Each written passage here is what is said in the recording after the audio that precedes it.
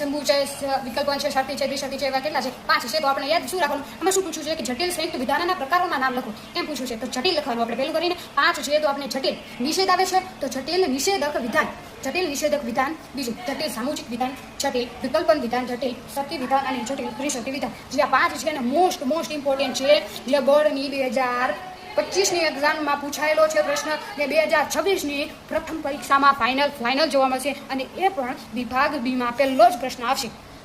જે બીજો પ્રશ્ન છે, ખેલ મહાકુંભ યોજાશે અને રજા પડશે નહીં. એ પણ કાઉન્સમાં છે, ખેલ મહાકુંભ યોજાશે અને રજા પડશે નહીં. તો આ પ્રકારની વિધાનની પ્રાથમિક રજૂઆત કરીને તેનો પ્રકાર ઓળખાવો. તો આપણને આવો કોઈ પ્રશ્ન જોવા મળે છે જે બેગુણમાં છે. આ ખાસ પૂછાય છે પણ એટલો ખાસ નથી પૂછાશો, એક પૂછાય. આમાં ખાસ શું યાદ રાખવાનું છે? ખાસ આમાં 3 વસ્તુ યાદ રાખવાનું છે, જેમાં સંકેતાવલી છે, પ્રાતિક રજૂઆત છે અને વિધાનનો પ્રકાર છે. દેખો તો સંકેતાવલીમાં આપણને શું લખવાનું છે? આ PQM નહીં લખી નાખવાનું. તો આમાં શું છે? ખેલ મહાકુંભ ગમે તે વાક્ય હોય, ખેલ મહાકુંભ હોય કે રમોત્સવ હોય, ખેલ મહાકુંભ યોજાશે તો શું લખવાનું છે? તો આને P દર્શાવી. હવે રજા પડશે નહીં તો એના માટે પડશે નહીં, આપણે નહીં માટે શું હતું? નિષેધ હતું. તો આમાં લખશું Q.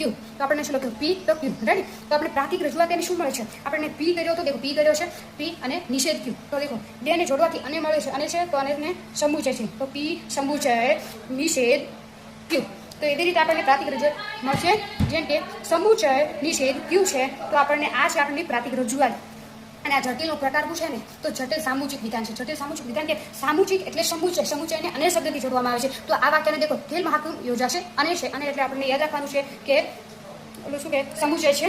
મારી પણ ભૂલ થાય છે થોડું, રેડી છે, આપણે કરાવીએ રેડી છે કમ્પ્લીટ. તો આ 2 ગુણમાં પૂછાઈ શકે છે. અને મોસ્ટ ઇમ્પોર્ટન્ટ જે પ્રશ્ન વારંવાર પૂછાતો હોય છે, એક વર્ષમાં નહીં પણ 2-3 વર્ષે આ પ્રશ્ન ખાસ પૂછાય છે. અને 2024ની એક્ઝામમાં ખાસ પૂછાયેલો હતો કારકોનું ક્ષેત્ર એટલે શું? એ પણ 2 ગુણમાં પૂછાય છે. જેમ કે એક વાક્ય તરીકે છે, કારકોનું ક્ષેત્ર એટલે જટિલ સંયુક્ત વિધાનના જે ભાગને એ કારક લાગુ પડતો હોય એ ભાગ. આ જે વિડીયોમાં દેખાવામાં આવે છે ને તે બધું જ મોસ્ટ IMP છે. તો આ બધું કરવાથી તમારા બધા આ પહેલા ચેપ્ટરના એટલે કે પહેલા પ્રકરણના બધા જ ગુણ કવર થઈ જવાના છે. આમાં બહારનું કોઈ નહીં આવે કે તમને કોઈ ભણાવે કે ના ભણાવે. આ વિડીયો જોવાથી તમને ખૂબ જ ફાયદો થવાનો છે. તો દેખો સત્યતા કોષ્ટક રચો અને તેની સમજૂતી આપો. તો હવે સત્યતા કોષ્ટક તમને ના બનાવો તો કાંઈ આપણે આના માટે વિડીયો લખી બનાવીશું. તો દેખો આમાં જે છે આ રકમ છે, રકમ આપણે દાખલાની નથી x1 x2 -x4 એવું કાંઈ નથી. તો દેખો આમાં ખાલી શું છે? આમાં ખાલી આવી રકમ આપેલ છે ABCDમાં. દેખો તો શું છે? આપણે શું કરવાનું છે કે દેખો 1 2 અને 3 છે. આમાં તો આપણને એક જેવું શું દેખાય છે? આપણને એક જેવું P છે. P આપણને 2 દેખાય છે. તો આપણે P ને જે એક જ હોય, જે Q હોય તો 2 હોય તો આપણે એક જ લખવાનું છે. તો જેમાં આમાં છે તો P ડબલ વખત છે તો આપણે એક જ ગણવાનું છે. જેમ કે PQ દ્વિશરતી Q છે તો આપણે એક જ ગણશું. તો દેખો આ 1 છે ને આ 2 છે તો આપણને 2 છે તો આપણને 2 મળી ગયા છે. P અને Q આપણે લખી નાખ્યો P અને Q. હવે 2 મળ્યા. હવે આપણને 2 નો વર્ગ કાઢવાનો છે. 2 નો વર્ગ કેટલો હોય? 2 નો વર્ગ 4. રેડી? 2 નો વર્ગ 4 થયો છે તો આપણને અહીંયા 4 લખી નાખવાની છે. અહીંયા આપણે રોલ આમ 4 લખી નાખવાની છે. જેમ કે આપણે સ્તંભ નંબર થશે 1 છે. આ 1 કેમ આવ્યો? P છે. 2 કેમ આવ્યો? Q છે. ત્રીજા નંબરમાં આપણે શું દર્શાવવાનું છે? ખાલી કાઉન્સ નહીં લખવાનું, કાઉન્સ કાઢી નાખવાનો. P શરતી Q આવશે અને આપણને આખી આ રકમ છે તે લાસ્ટ બોક્સમાં લખી નાખવાની છે. અને આમાં જે શીખવા જેવું કાંઈ જ નથી. ફક્ત દેખો ડબલ T છે, ડબલ F છે, FT.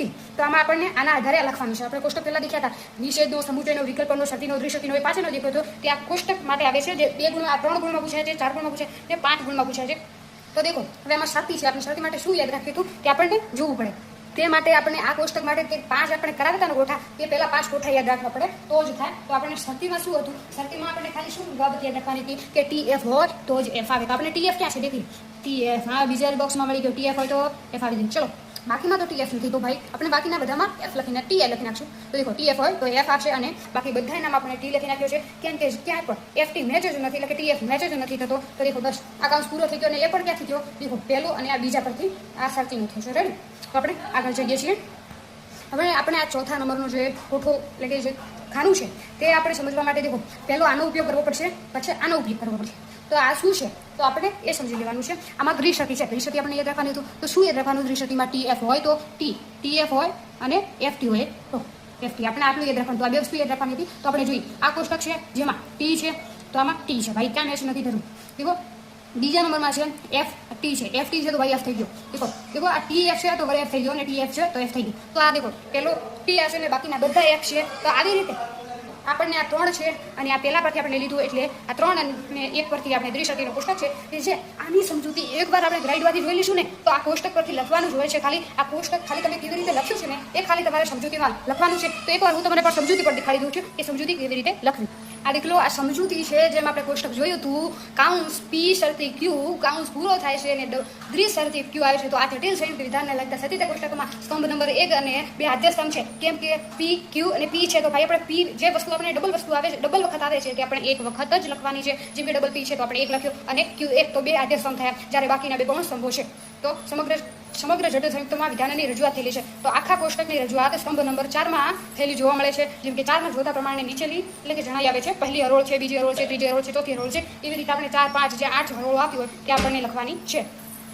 આ જે છે એક ગુણમાં જે મોસ્ટ ટાઈમથી પૂછાતો હોય છે, અને એક મોસ્ટ ઇમ્પોર્ટન્ટ આ એક ગુણમાં ખાસ જ પૂછવામાં આવે છે. વિધાન માટેના રૂપના પ્રકારો કેટલા છે? ખાલી એમ પૂછે કે વિધાન માટેના રૂપના પ્રકાર કેટલા? યાદ 3 યાદ રાખવાનું. 3 ત્રિપુટી આપણે સ્કૂલમાં પણ ફ્રેન્ડ હોતા હોઈએ છીએ. જેમ કે વિધાન માટેના કોઈ એક રૂપના સ્થાનાપતિ નિદર્શનો કેટલા હોય છે? વિધાન માટેના કોઈ એક રૂપના સ્થાનાપતિ નિદર્શનો કેટલા હોય છે? તો અનેક હોય છે. કે જેમ આપણે તમને ખબર ના પડે કે મનોયાદ 1.6 મોસ્ટ ઇમ્પોર્ટન્ટ છે, જે 3 ગુણમાં પૂછાયેલો દાખલો છે. 3 ગુણમાં પૂછાય છે. પ્રથમ પરીક્ષામાં તો ખાસ જ આવે છે, અને બોર્ડની પરીક્ષામાં એક દાખલો તો હોય છે, જેમાં 3 પ્રકારો છે. તવિદાર્થક હોય છે, સ્વવ્યાપિત હોય છે અને પરાયત હોય છે. તો તવિદાર્થકમાં એક જ વાત યાદ રાખવાની, ટીટી હોય તો એ તવિદાર્થક છે. સ્વવ્યાપિતમાં શું યાદ રાખવાનું? એફ હોય તો સ્વવ્યાખ્યાતિ છે. અને પરાયતમાં ખાલી શું યાદ રાખવાનું?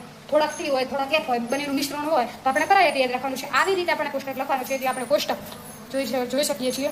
જો તમને અહીંયા નવનીતમાં તેનો કોષ્ટક પણ દર્શાવવામાં આવ્યો છે અને તેની પૂરી સમજૂતી છે.